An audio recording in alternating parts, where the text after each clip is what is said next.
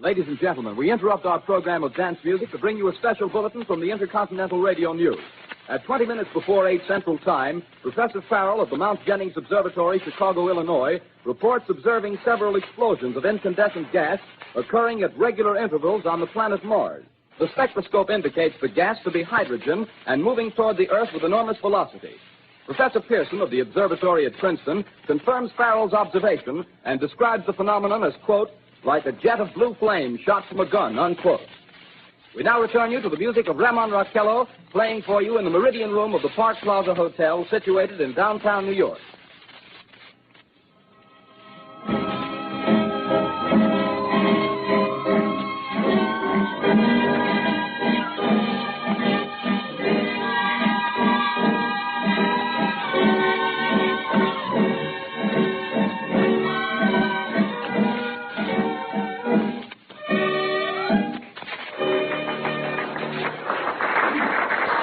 Now, a tune that never loses favor, the ever-popular Stardust, Raymond Raquello and his orchestra.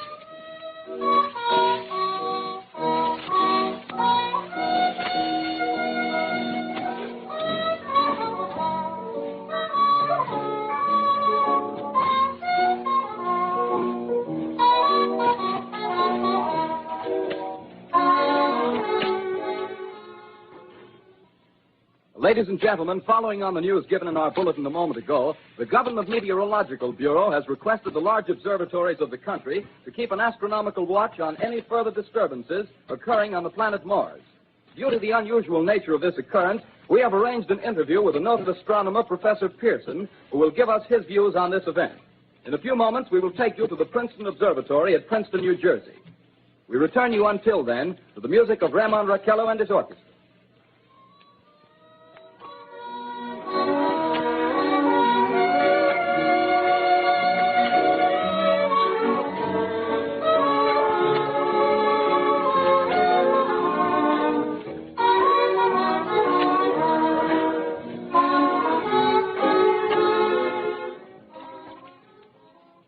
We are ready now to take you to the Princeton Observatory at Princeton, where Carl Phillips, our commentator, will interview Professor Richard Pearson, famous astronomer. We take you now to Princeton, New Jersey. Good evening, ladies and gentlemen. This is Carl Phillips speaking to you from the observatory at Princeton. I'm standing in a large semicircular room, pitch black except for an oblong split in the ceiling. Through this opening, I can see a sprinkling of stars that cast a kind of frosty glow over the intricate mechanism of the huge telescope. The ticking sound you hear is the vibration of the clockwork. Professor Pearson stands directly above me on a small platform, peering through the giant lens. I'll ask you to be patient, ladies and gentlemen, during any delay that may arise during our interview. Besides the ceaseless watch of the heavens, Professor Pearson may be interrupted by telephone or other communications. During this period, he is in constant touch with the astronomical centers of the world. Professor, may I begin our questions? Any time, Mr. Phillips. Professor, would you please tell our radio audience exactly what you see as you observe the planet Mars through your telescope?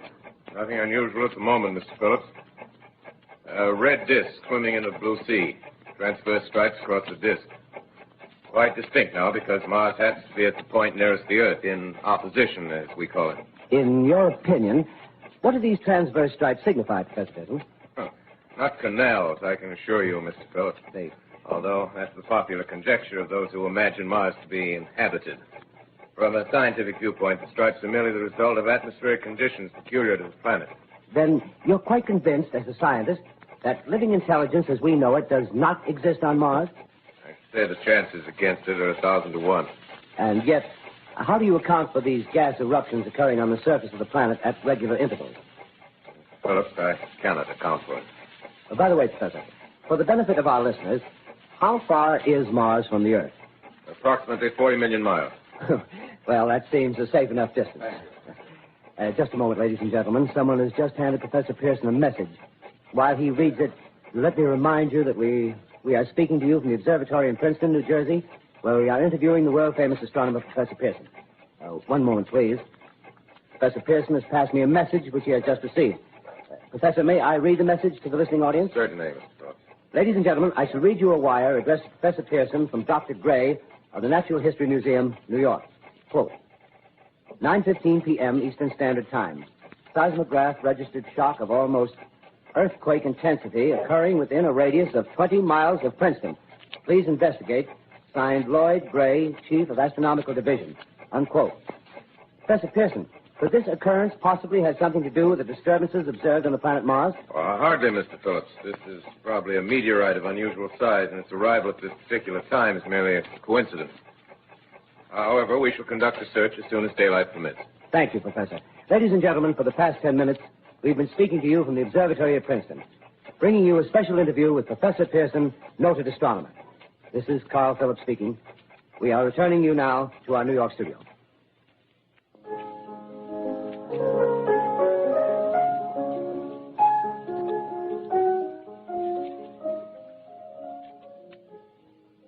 Ladies and gentlemen, here is the latest bulletin from the Intercontinental Radio News. Toronto, Canada.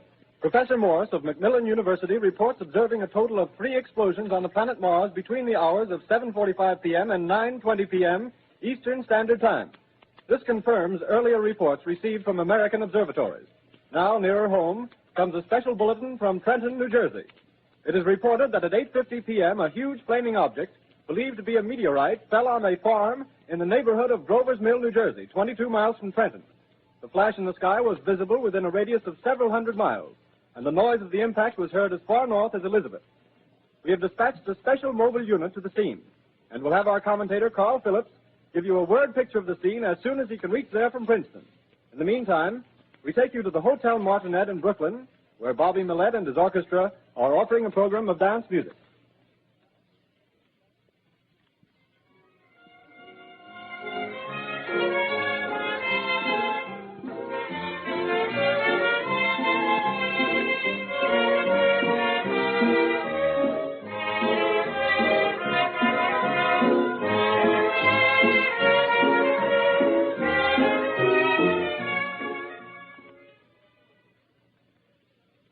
We take you now to Grover's Mill, New Jersey.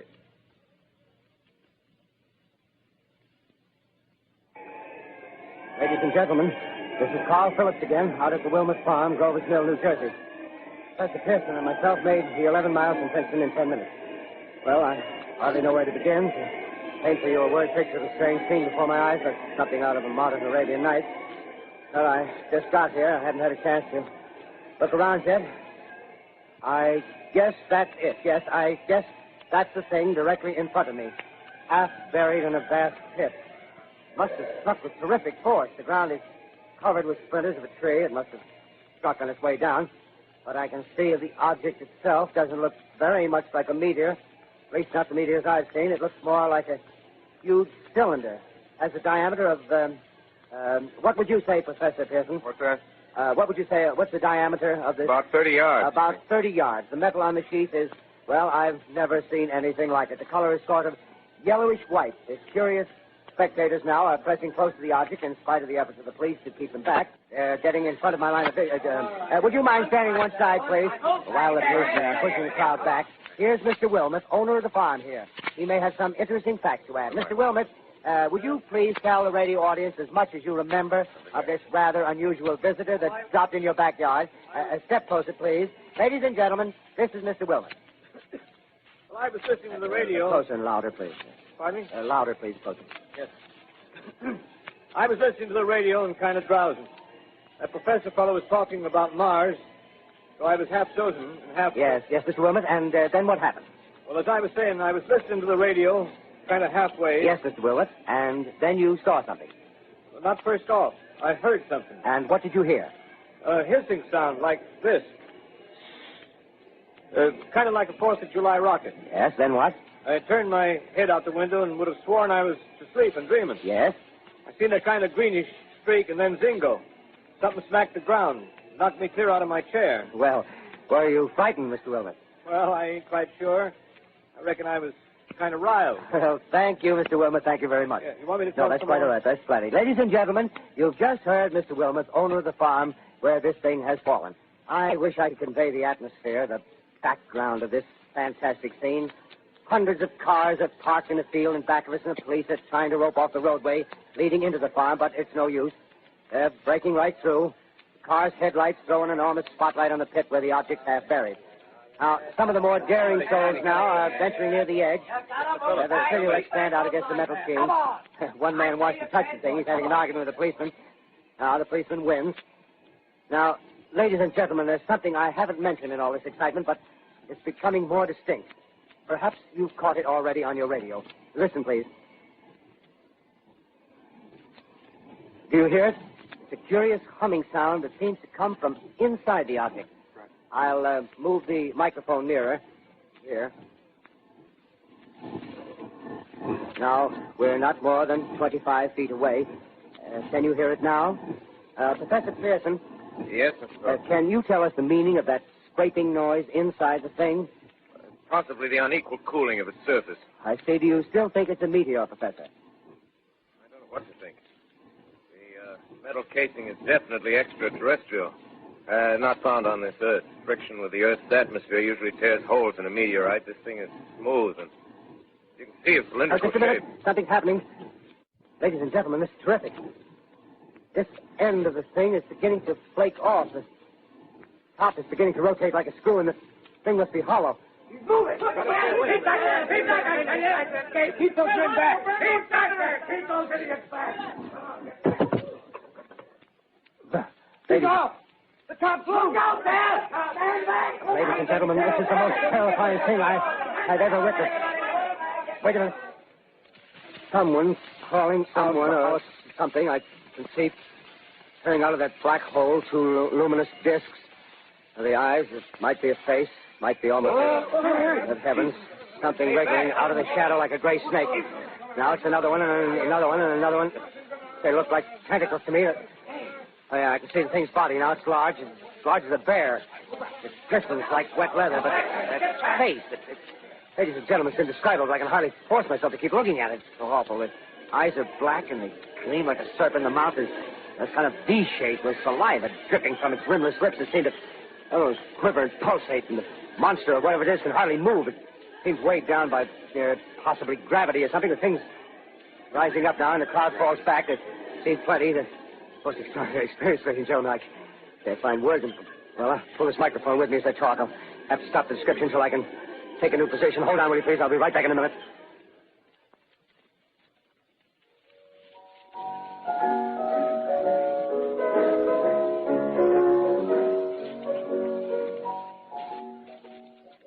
We are bringing you an eyewitness account of what's happening on the Wilmouth Farm, Grover's Mill, New Jersey.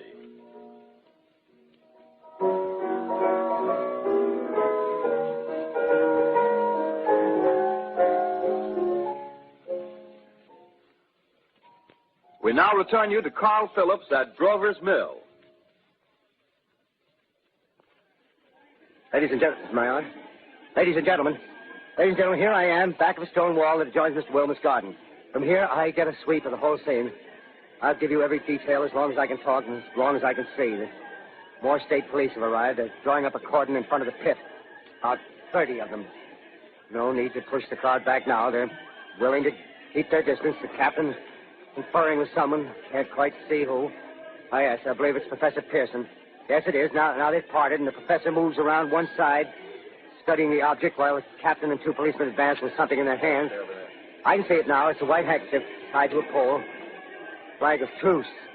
If those creatures know what that means, what anything means. Wait a minute, something's happening. A humped shape is rising out of the pit. I can make out a small beam of light against a mirror. What's that? There's a shed of flame springing from the mirror that leaps right at the advancing men. He strikes them head on. Lord, they're turning into flames. Now the whole field's caught up by the woods, the barns, the gas tanks of the automobiles spreading everywhere. It's coming this way now, about 20 yards to my right.